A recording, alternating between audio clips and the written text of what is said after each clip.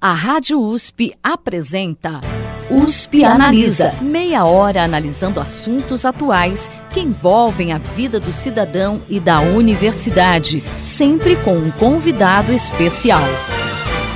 USP Analisa.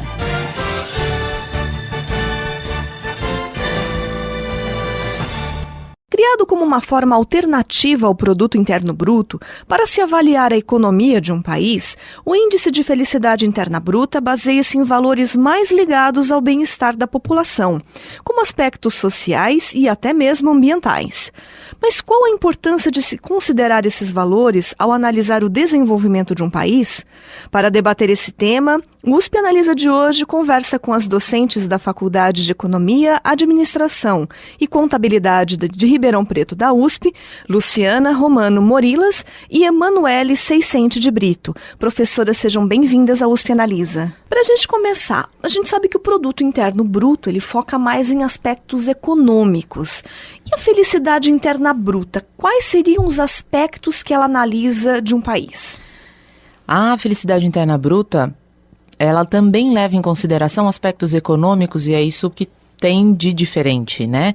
Ela não leva em conta esses aspectos como principais, mas também eles fazem parte. São 9 domínios que fazem parte da felicidade interna bruta.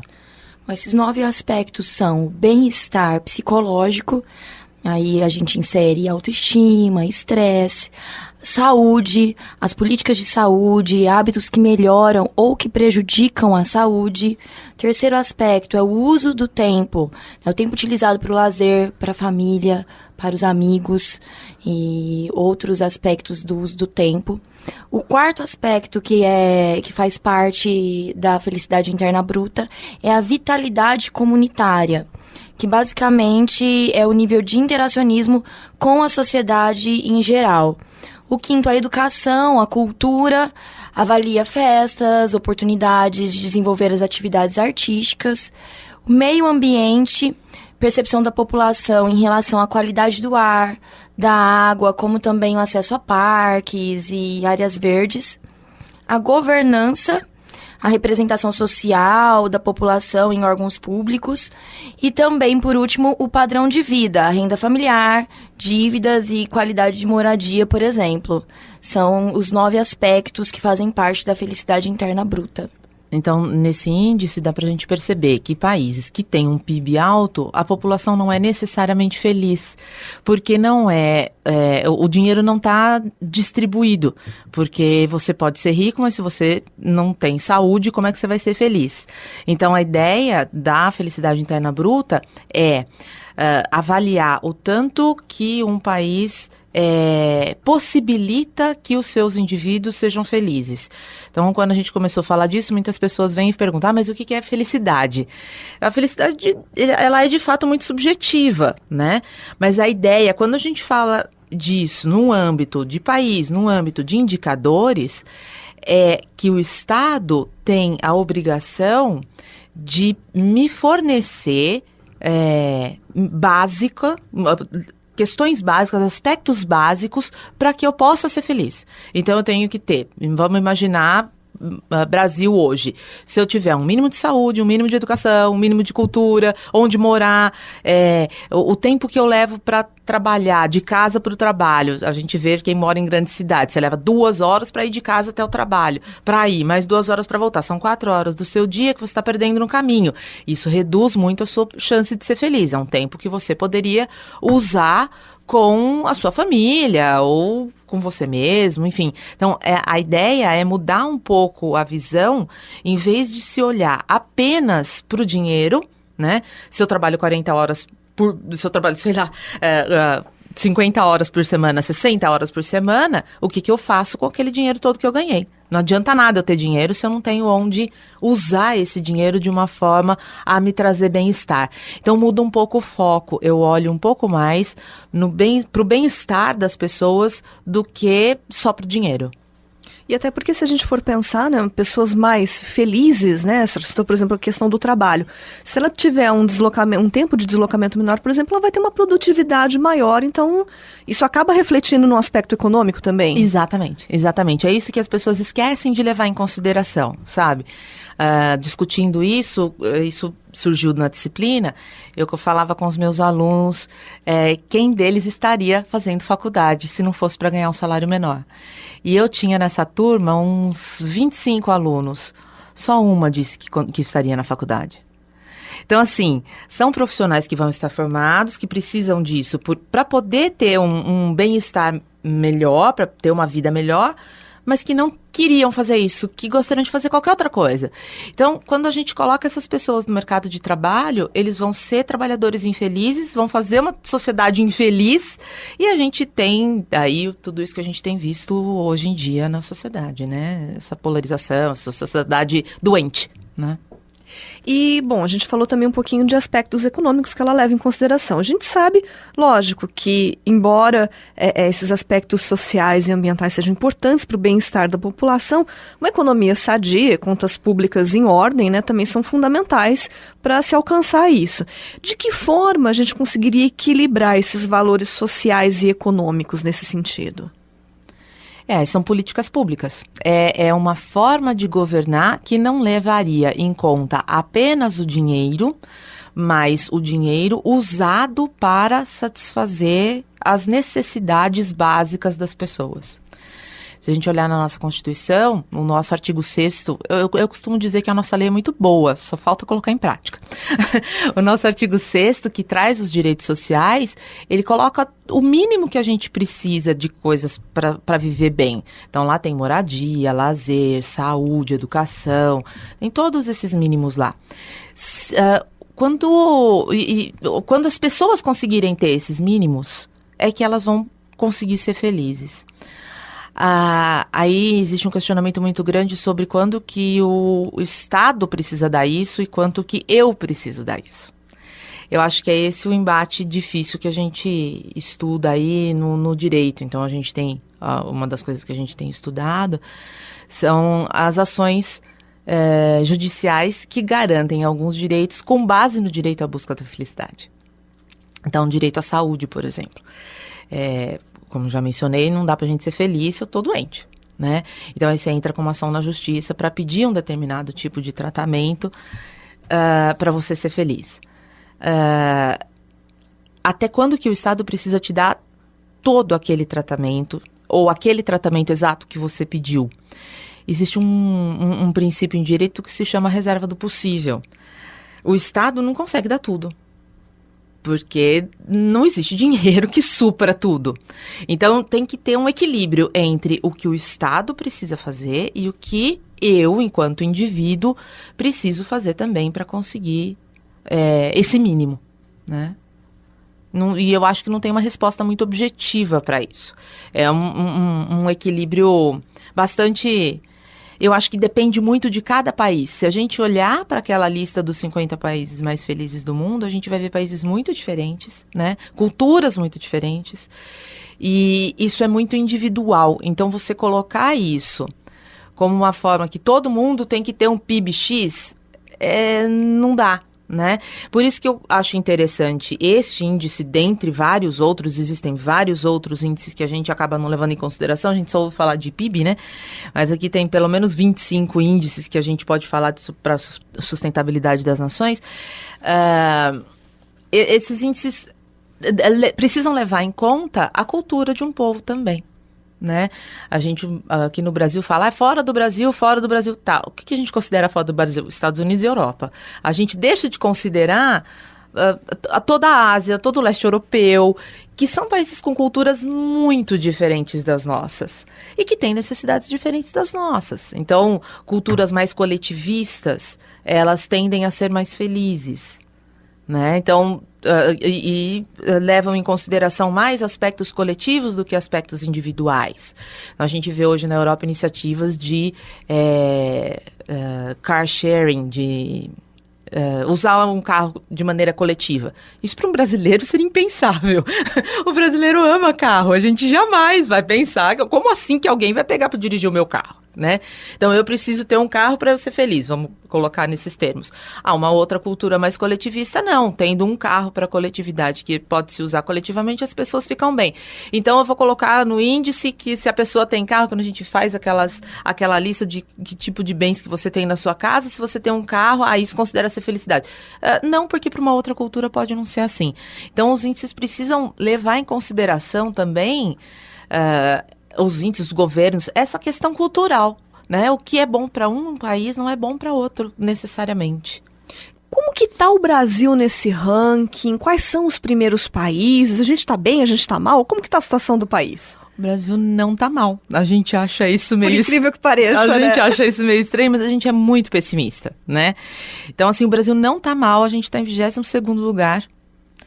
E se a gente olhar, os Estados Unidos está em 16º, eu não acho que faz tanta diferença para uma diferença tão grande de PIB que a gente sabe, né? A gente sabe quem é o mais rico, quem é o mais pobre nessa situação. O primeiro país hoje é a Noruega, o segundo a Dinamarca. Então, os países escandinavos, eles estão muito bem. Isso se deve a um dos índices que a professora Emanuele comentou, que é principalmente governança. Então, um baixo índice de corrupção. O que a gente vê no país hoje não é um aumento de corrupção, mas um aumento ao controle da corrupção. Então, parece que tem mais, eu acho que não tem mais, está na mesma coisa. O que acontece aqui, a gente começa a ter leis que conseguem... E a própria divulgação, né, professora? Né? A gente está começando a correr atrás da corrupção. Quem sabe a gente consiga, né, melhorar isso. Mas uma coisa que é muito interessante da gente ver, existe um gráfico que coloca a renda e a felicidade junto. Então, a renda das pessoas ligada com a sua felicidade. Pessoas que têm renda muito baixa, elas não são felizes, só que a partir de, aqui, por volta de 9, 10 mil reais, a felicidade se estabiliza. Então, se eu ganho 9, 10 mil reais, eu tenho um certo índice de felicidade, se eu ganho 30 mil, a felicidade é a mesma. Então, não é o dinheiro que traz felicidade, apesar de ser, né? A gente não traz felicidade, manda buscar, mas enfim, não é o dinheiro que faz a gente ser feliz, é essa a ideia. Você precisa ter, como eu tô, né, tentando deixar claro desde o início, um certo mínimo para ser feliz, para você poder ter uma certa estabilidade, porque também se eu não tenho uma casa para morar, também é difícil ser, né, feliz, mas a partir do momento que eu tenho uma casa para morar, eu não preciso ter uma mansão, eu tenho uma casa que me dá um certo conforto e a partir daí eu não vou ser mais feliz tendo mais coisa, né? Que é um conceito bastante equivocado que a gente tem. A gente estava comentando isso com relação aos Estados Unidos, né? A forma como eles se formaram, o protestantismo e tal, né? Professora Emanuele, a gente estava comentando um pouco antes aqui da nossa conversa. A felicidade nos Estados Unidos, ela engloba ali essa questão do capitalismo, consumismo e individualismo. E talvez seja por isso que a gente pensa tanto em dinheiro como forma de se adquirir felicidade. Porque tem muito essa questão do consumismo. Se você for nos Estados Unidos ou no Brasil, em qualquer lugar, e falar com um jovem, o que ele precisa hoje para ser feliz? Vai ser aquele telefone de última geração ou aquele game, em qualquer lugar vai ser o mesmo padrão que eles utilizam para pensar na felicidade, e é um padrão consumista. Então, essa forma que os Estados Unidos também pensam a felicidade, talvez tenha prejudicado um pouco e feito a gente pensar só dessa forma. E o que a gente tem que pensar é em políticas e em índices que pensem no bem comum. Voltando naquela questão do equilíbrio, né? Como equilibrar.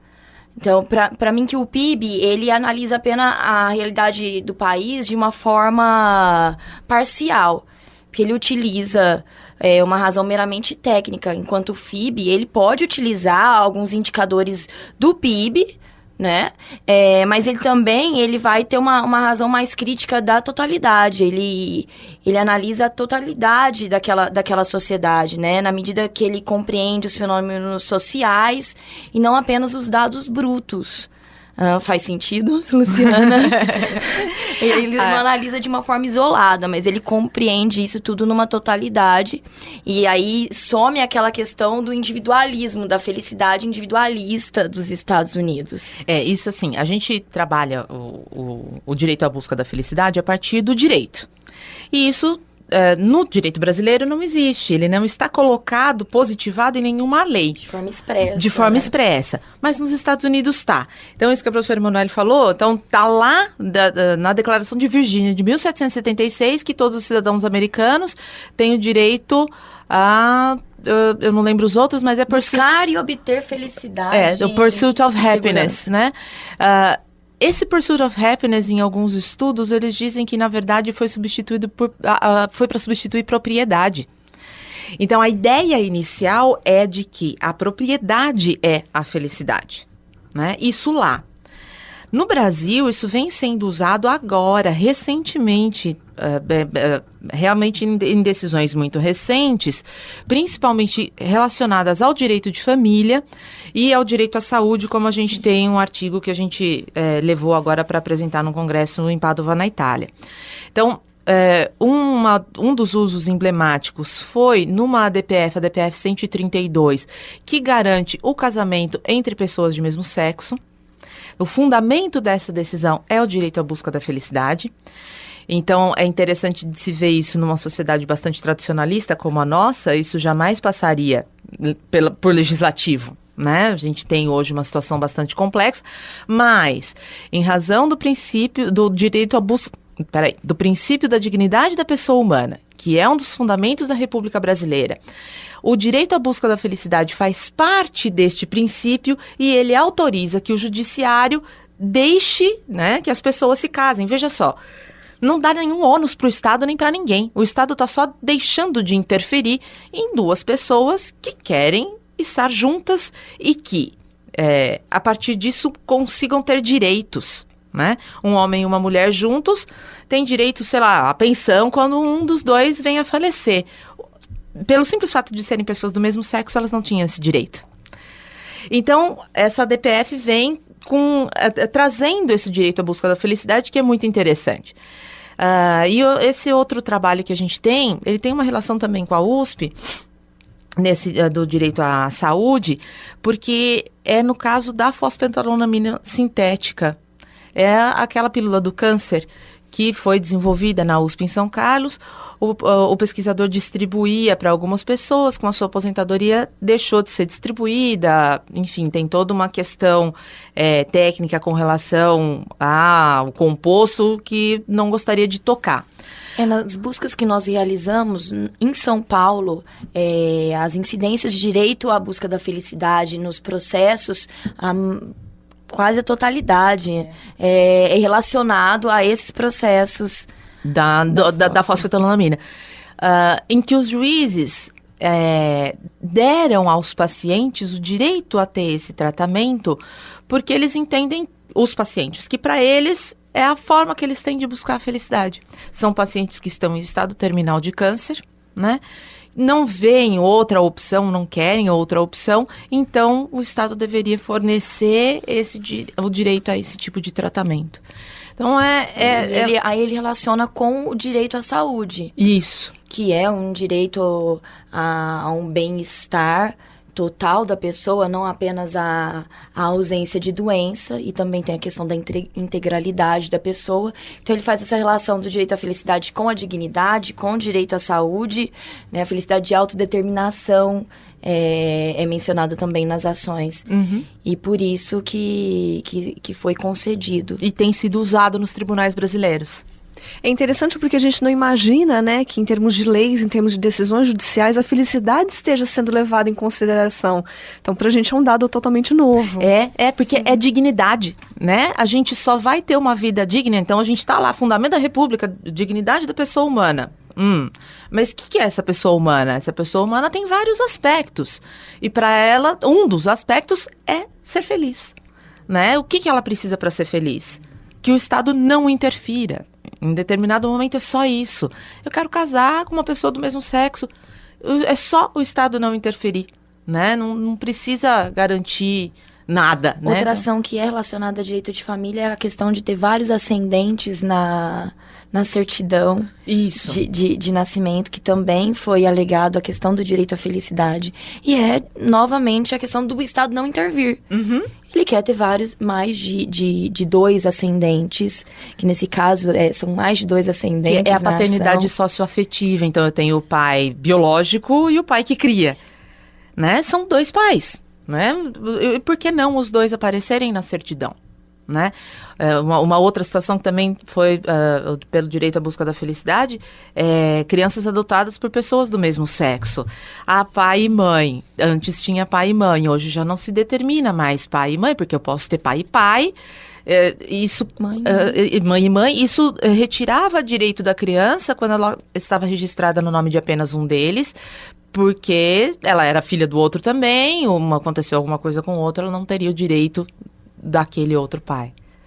Em novembro, agora, vocês realizaram, lá na Faculdade de Economia, Administração e Contabilidade de Ribeirão Preto da USP, um evento, né, com os alunos do curso de administração. Eles produziram trabalhos sobre 50 países, né, com os maiores índices de felicidade interna bruta, que foram orientados exatamente por você, professora Luciana. Qual que é a importância da gente trazer a discussão sobre esse tema para a academia?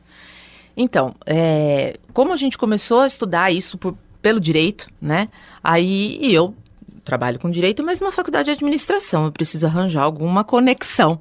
E aí eu descobri que existe uma conexão grande, porque a gente tem, por exemplo, empresas falando e garantindo a felicidade dos seus trabalhadores. Então, a gente não precisa necessariamente que o Estado dê direitos, mas que as empresas deem direitos. Então, quando a empresa percebe que o trabalhador mais feliz, ele produz mais, ela percebe que ela mesma está ganhando mais com isso. Então, existe um reflexo econômico, né?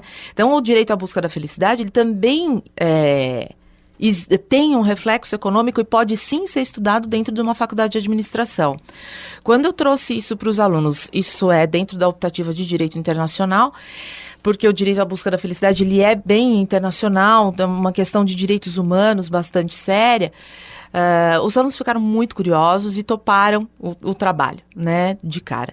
Então, eu sugeri que cada um ficasse com um país para ver quais as iniciativas que cada país tem. Pegamos aí os 50 primeiros do ranking para a gente fazer uma comparação. E é muito interessante de você ver que alguns países estão bem no ranking, mas não fazem nada por isso. Eles simplesmente estão bem no ranking. E alguns outros países têm iniciativas, têm institutos de pesquisa. Então, o México tem instituto de pesquisa sobre a felicidade, o que se pode fazer. A Irlanda também tem.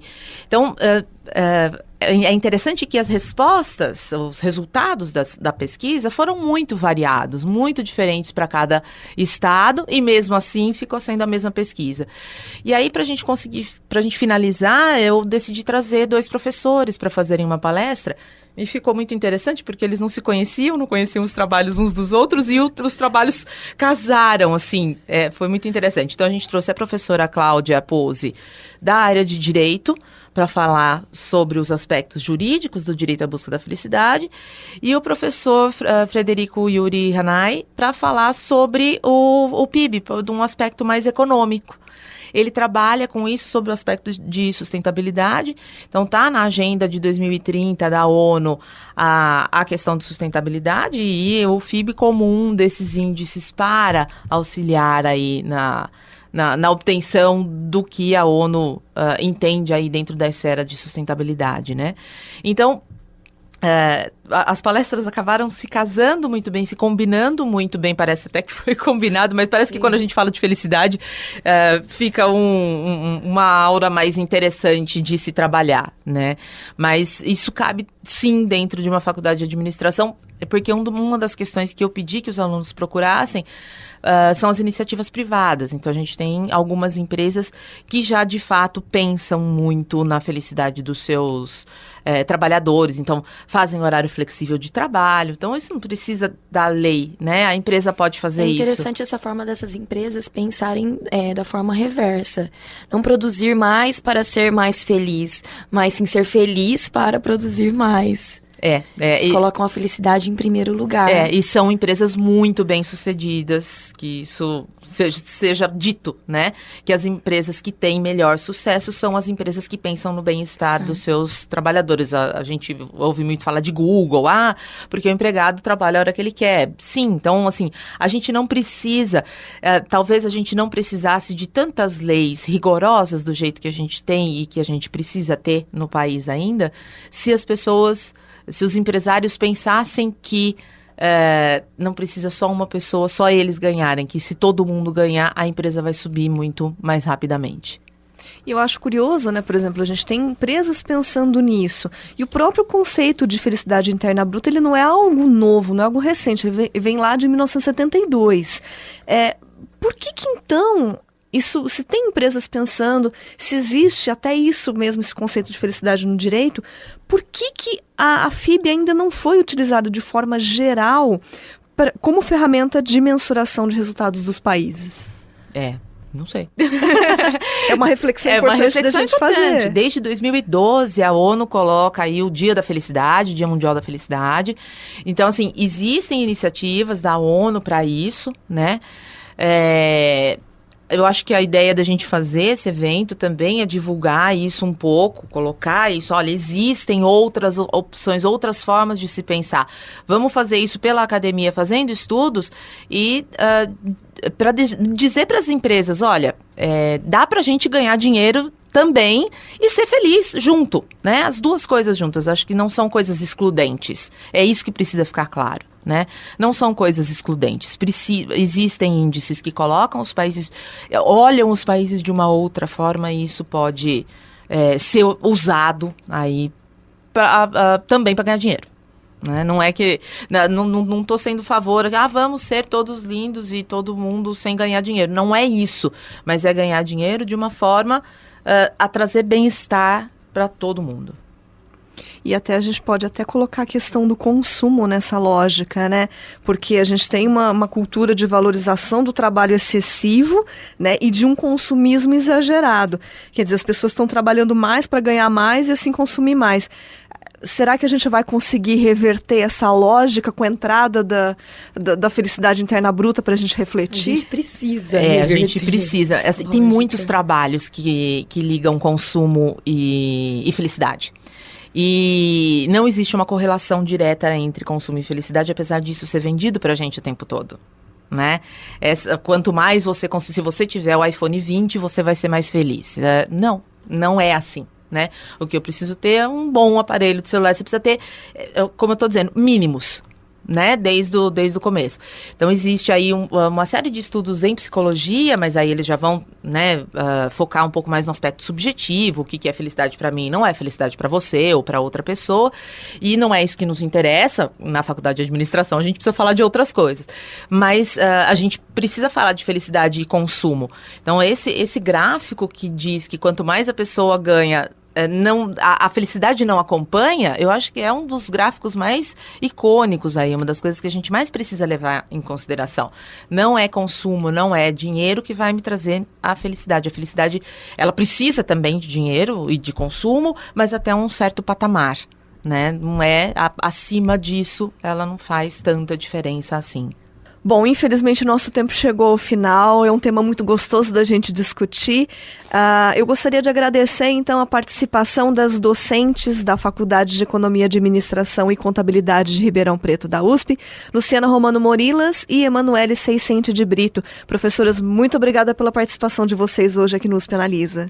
Nós que agradecemos a oportunidade de estar aqui falando sobre esse tema que a gente vem pesquisando. Divulgar um pouco o nosso trabalho e tentar colocar algumas ideias um pouco diferentes. A ideia é dar uma arejada no ambiente da FEA e falar que a gente pode falar também de outros temas que têm relevância econômica dentro da FEA. E fica o convite para sempre que tiverem alguma pesquisa nova nessa área, voltarem para a gente retomar esse tema aqui nos Penaliza. Voltaremos. Obrigada. Com certeza.